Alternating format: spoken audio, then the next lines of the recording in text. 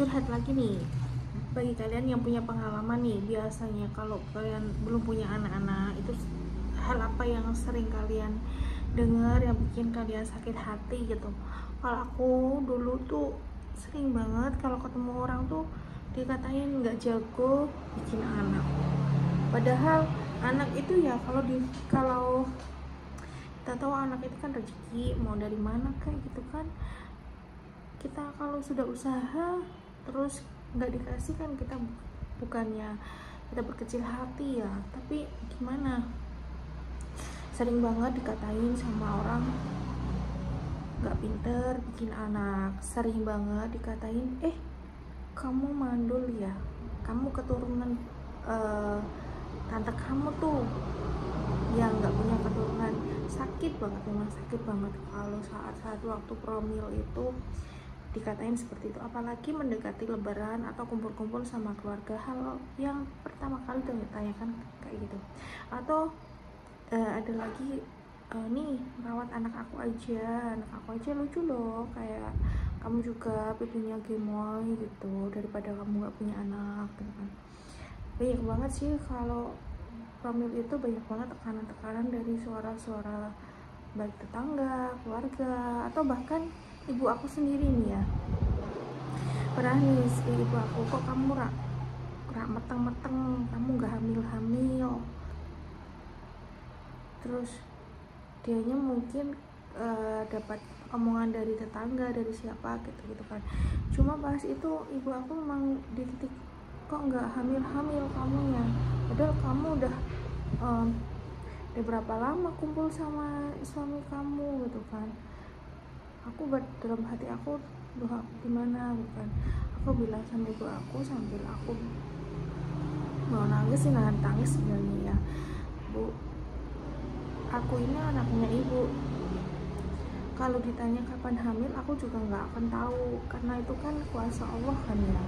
Yang utama itu ada di diri kamu, diri ibu. Harusnya ibu itu berdoa untuk anaknya, ya Allah berikanlah anak aku keturunan yang solehah kayak gitu. Jangan dengerin sama omongan tetangga. Yang menguatkan, yang dikabulkan doanya itu adalah dari ibunya, bukan dari omongan tetangga. Aku bilang kayak gitu.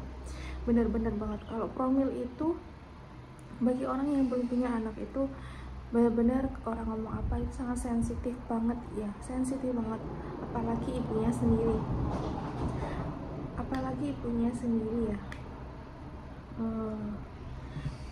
apalagi ibunya sendiri. Kalau misalnya omongan tetangga terus diomongin kita, itu benar-benar sakit.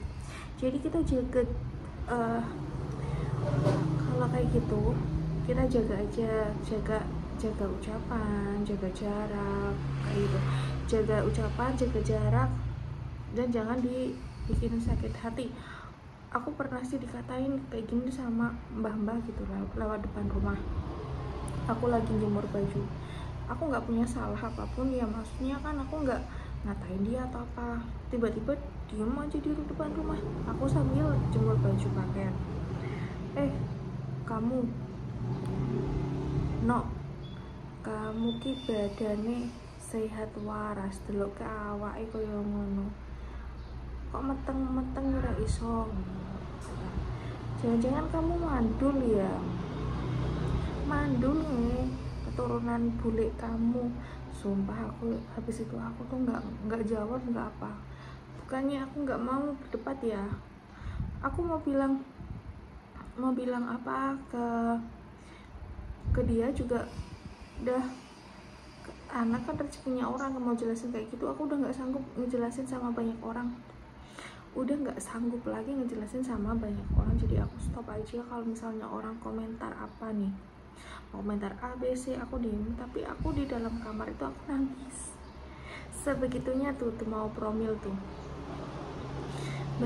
Buat kalian yang mau promil, tetap semangat, semoga ada rezeki ya, ada rezeki, banyak rezekinya, banyak duitnya, dan dipermudah semua jalannya. Karena promil itu nggak cuma tenaga, uang, waktu yang harus benar-benar meluangkan waktu ke periksa kemana gitu kan, dan mental, terutama mental kalian tuh harus bener-bener kuat banget.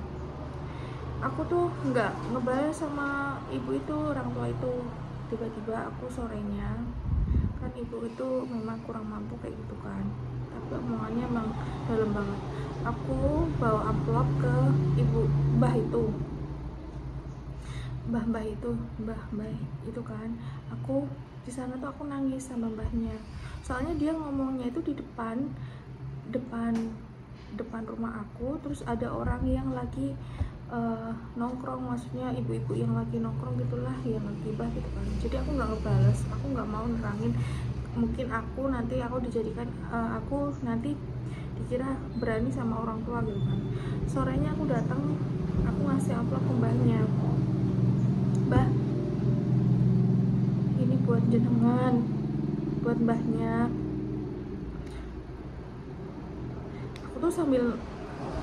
Aku bilang ke mbahnya itu sambil nangis tahu, sambil nangis, ini curhat aja nih ya buat pengalaman kalian nih.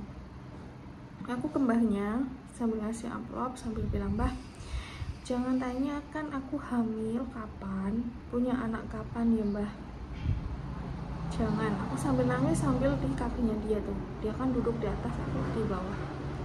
Jangan tanyakan aku hamil kapan, aku minta doanya aja mbah, aku minta doanya aja, semoga aku dapat segera punya anak, dapat keturunan yang soleh dan solehah ya mbah.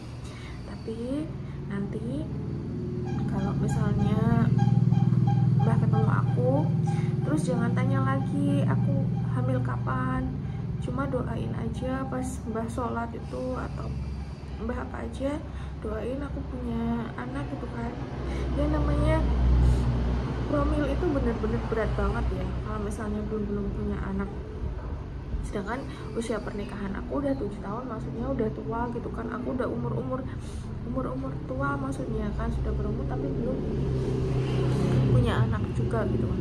Aku bilang sama mbah gitu, tapi dia nggak ngejawab, tapi dia terima amplopnya. Aku nggak tahu deh doa mana yang dijawab sama Allah gitu kan. Ibu aku aja aku bilangin, kalau misalnya orang tetangga, orang apa aja yang bilang sama kamu, bu aku nggak hamil, jawab aja besok hamil gitu, atau nggak usah dijawab, yang penting kamu kalau sholat bu doakan aku dapat aku bisa hamil, punya anak keturunan yang soleh-solehah gitu aja.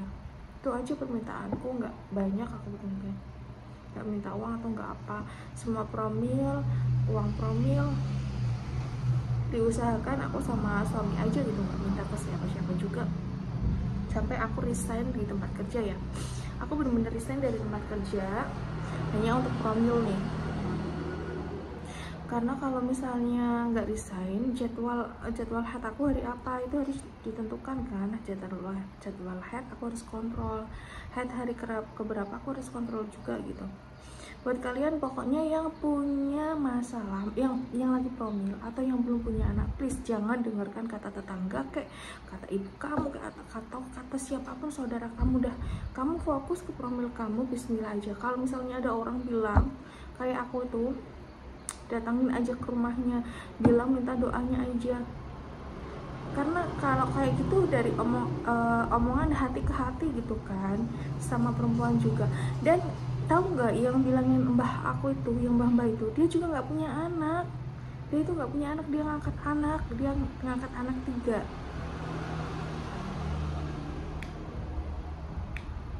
Dia nggak punya anak, dia tuh punya anak angkat itu 3. Bener kan? Dia tuh kayak nggak ngaca dirinya sendiri gitu kan. Kadang aku bilang gitu, dia kayak nggak ngaca dirinya sendiri gitu kan.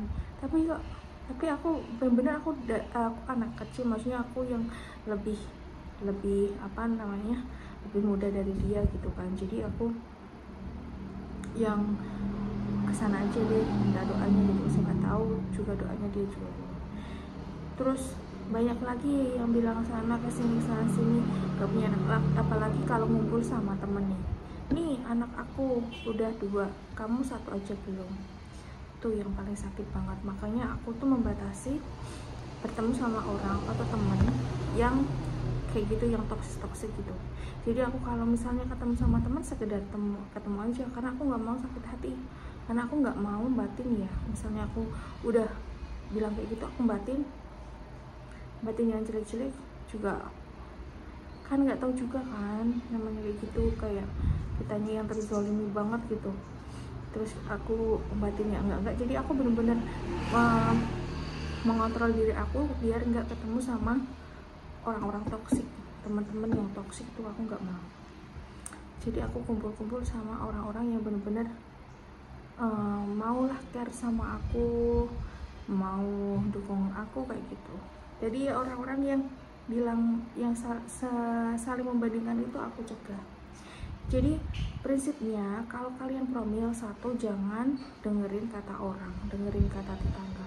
Kalau misalnya dia menyarankan ke sana ke sini, oke, bolehlah dicoba. Kalau mungkin ikhtiar yang itu adalah ikhtiar yang dikabulkan sama Allah. Terus kedua, minta doa kedua orang tua pastilah ya.